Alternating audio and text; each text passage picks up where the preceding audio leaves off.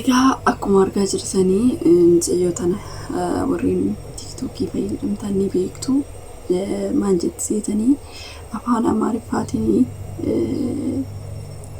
ijoolleen keenya hin arrabsu waan ta'eef yeroo baay'ee jechuudha. Isheen namticha kanatti heerumteeti jirti. Yaa ta'u malee ijoollee keenya gaafa laaltu dhugaa amma dhugaa jetteen jedhe.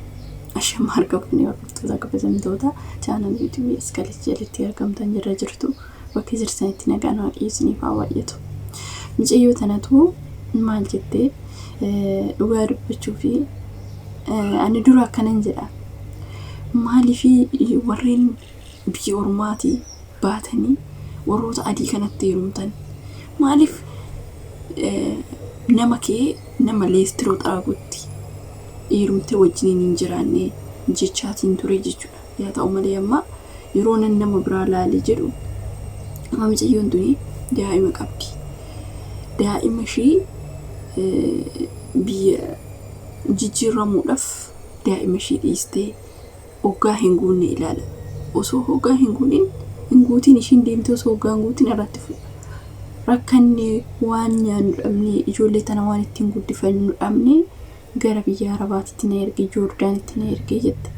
Yeroo ergu kana naan tasaakkaanii silkii dhabee waan ittiin bilbiluuf dhabee baay'ina makaraa kiyya argee jette. Isheen inni maal itti fakkaata yeroo sanitti ilaalika. Waan inni yaadu waan inni hubatu dubartiin deemtee rakkattee baqa beektee waan ma achi dhaqanii waan magaarii baqa mana ofii yookaan mana haadhaa deemanii biyya Arabaatti mana haadhaa deemanitti fakkaata ta'ee hin beeku. Ilaala dhugaa dubbachuu yeroo tokko namoota keenyarraa fagaadhu si jibbisiisa. Abashaa kana dhiira jechuudha keessattuu dhugaa dubbachuuf. Baay'ee tokko si jibbisiisa yoo kana laaltu. Makaraa dubartiin akkana taate dhugaa dubbachuuf amma ilaalaa jira kooni. Amma naagalaa jira wanumtuun. Mucayyoo tana Joordaan deemtee makaraa siqaa meeqa keessan ture. Ijoollee tiyya guddifachuu jedhee ijoollee lamaan qabaa jette. Yeroo kanatti iddoon guddifadhee deeme inni mucayyoo narratti fuudhe odoo waggaa takka hin guutin ilaala. Ishiin asii makaraa ishee agarti inni achitti waggaa lama taa'uu dadhabee waggaa takkatti ishiin mana baate fuudhee jechuudha. Fuudhee ishiin deemtee bakka biraatti heerumte. Ishiin achi makaraa ishee argiti. Hanga lubbuun ba'utti reek jiraa jechuudha ijoolleen. Akka dhaqanii namaan tasaaka'u akka dhaqanii silkii argachuu dhiisuu danda'u. Mataa qafoo ilaali dhiira mataa qafoo an akka እንደውም dhugaa dubbachuuf jagnaa naachoo. Maalat ijoolleen biyya Arabaatitti ijoollee adii kana namoota adii warreen argatanii itti heerumanii inkaan inni tolchitan. Dhugaa dubbachuu inni tolchan. Namoota akka mataan doonqooroo kana wajjin jiraachuudha amannaa akka itti hanga jiraatti jiraachuu si wayi. Dhugaa dubbachuuf namoota mataan doonqooroo mataa sisorsu halkanii guyyaa dubartii boochisaa maal jecha ndamani maaliin jecha ture amma uunan laalee jiru uunan ijoollee tana laalee jiru namoota meeqaan bu'aa jiru osoo hoggaan guutiin waan nyaannu dhabne waan dhugnu dhabne naafaa dabartu ijoollee kiyyaan seeraan guddifadha jedhee gaafa biyya kiyyarraa ba'u inni maal godha hoggaa takkitti san taa'uu dhiise irratti fuudhe doonqooroo la teenya dhigiroonni Itoophiyaa Abashaanii dhugaa dubbachuufaan akka keessattuu dhiirota Oromoo doonqooroon hin jiru jechuudha. Ani namarraa arrabsuun beeku dhugaa dubbachuu mucayyoo tana waan ishiin jettu waan baqa iddoo takka nagaddisiisee jechuudha. Argitanii dhugaa dubbachuufaan akkanaatiitu manatti faagalaa jechuudha. Kana wajjiniin dhiira walitti qabanii soo arrabsuun sirrii miti. Namoonni tokko hin jira. Namni laphee qabu namni baqa beektanii of ta'ee jiraatu hin jira. Namoota hunda dhiirota hunda osoo hin taane an akkana tana faatu jira jechuudha nama keessa. Argitanii bakka itti galu dhabee haadha tiyyatti galee waa hunduma dandeessuun haadha tiyyatti galee ishiin sammuu kiyyaaf na boqachiistee kinooni hojjetachaa jira biyya Dubaayii dhufee jette. Ilaali. Dhugaa dubbachuuf namoota akkanaati jira. bakka gaafa biyyaa ba'an yookiin oduu akkuma isaaniitti fakkaata akkuma isaan yaadan akkuma mataa qaafoo kenneef kanatti dubartiinis waan akkasitti yaaddutti fakkaata jechuudha. Ani koo dubartoonni warroonni ijoollee qaban kuni maaliif biyya arbaa dhufanii akkana ta'u? Maaliif ofiin qabne oduu ijoollee qaban jedha. Amman argee fi koo ani dhugaa dubbachuu miskiinota. Idaa isaan gubataniiti. Keessa maaltu beektanii amma fakkeenyaaf garaa ofii namni biraa namaa hin beeku ofuma kan nama beeku waaqayyo ofiisuma qofaadha kan beeku. Tiigalee isaan gubatanii maal ta'anii namni jaalatee miti dhugaa dubbachuu kan ilmoo ofii ofirraa ilmoo ofii jibbu jaalatee miti.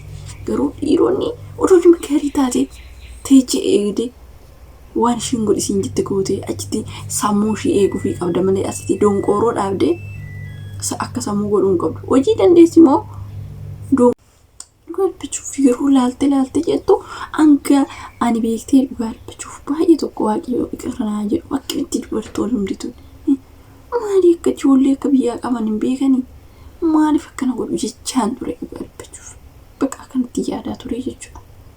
Amma waan laalu amma waan keessa gadi fageenyaan hubadhee laalu rakkataniiti. Yoo biyya baasuun hin oolle gaafa biyyaa baasan immoo ishiin asitti gubatti ishee asitti madaa'am akka sammuu gooti inni achi akka sammuu godha ilaali. Kun walitti dabalamee maraadhu. Dhugaa dubbachuuf waan akkanaa kanatu jira. Kanaafuu ani waa dhugaa dubbachuuf waa argitan malee bakka uumaas namaan hin jedhina. Ijoollee baay'een hanga uumaan arginetti mixattii tana mucuu godhanii koomentiin arrabsaa turan. Mucuu godhanii mixattiin hanga boojutti keessa ofii ishumatu beeka. Waan taate waan abiddi ishee gube waan ishee gube ishumatu beeka. Ani amma dhugaa dubbachuu waaqni qirnaa jedhu malee waa baay'een jechaa ture. Gin hanga waa argitanitti namatti murteessinaa namni waa ta'e namni jaalatee miti dhugaa dubbachuuf beektanii kanatu jira. Namni gubateetu gubataa marqaa fi gubataa marqaa gubataa targaa akkuma jedhasanii hanga hubattetti hanga sii galetti waa tokko jechuun hin yaadan isin jechuu barbaadatan namni rakkateeti malee sababa rakkattee bakka sammuu ishii kana firii godhuu barbaadde. Waan akkasiititu jira isiniin jechuu barbaade isin hubachiisu barbaadatan dhugaa dubbachuuf hanga waggaa takkitti eeguu dadhabee abbaa ijoollee lamaa ta'ee irratti fuudhe. Dhugaa dubbachuuf birriin ergitu hin bilbiltu ishiin asii makaraa ishii nyaachaa jirti. Inni achi taa'eeti qoosaa jira. Ana kanaan dunqooroo akkanaatitu jira jechuudha. Amma ta'an qulfii rabbi firgisniif haa kennu. Dhugaa dubbachuuf በጣም ከባድidha. Dhiira Itoophiyaa kan mataan hin hojjenne mataan qafoo akkanaa kanaa wajjin warreen jiraattan rabbiin obsisaniif haa kennu waan biraan jedhu dhugaa dubbachuuf. በጣም ከባድ nama yaanni injiraanti. Inni akkasii ijoollee baay'ee kan bu'u miidiyaa kanarratti kan bu'u takkaa lama hin qabu. Hojii ishii danda'u iyya ishii danda'u kan isaa achi danda'u. Ijoolleen keenya koo kan moggatan keessaanii cincaa'etu jira. Gargachuuf. Inni akkasii. Andoo dhugaa yoo silkii tana waa baay'ee raafatu waa baay'ee dagatu malee maaf akkana ta'u maaf hin obsine maaliif akkana of godhan jechuun hanga namarratti murteessuun gaarii miti. Ani waan ofii kiyyaa jedheetu qaba waan ta'eef ofii kiyyaa maaf akkana taate bakka hanga hin beeknetti jechuudha hanga hin hubanneefitti kana jechaatan ture ofii kiyyaa. Garuu gaafa nu badhee fi gaafa gadi fageenyaan seenaa ishii natti mattee dhugaa dubbachuun miti seenaa ishii waan natti mattee waan baay'ee garaa na nyaatteef dhugaa natti fakkaatu beektanii ana dura. Garuu gaafa seenaa ishii natti mattu baxxamti ulfaataadha wanti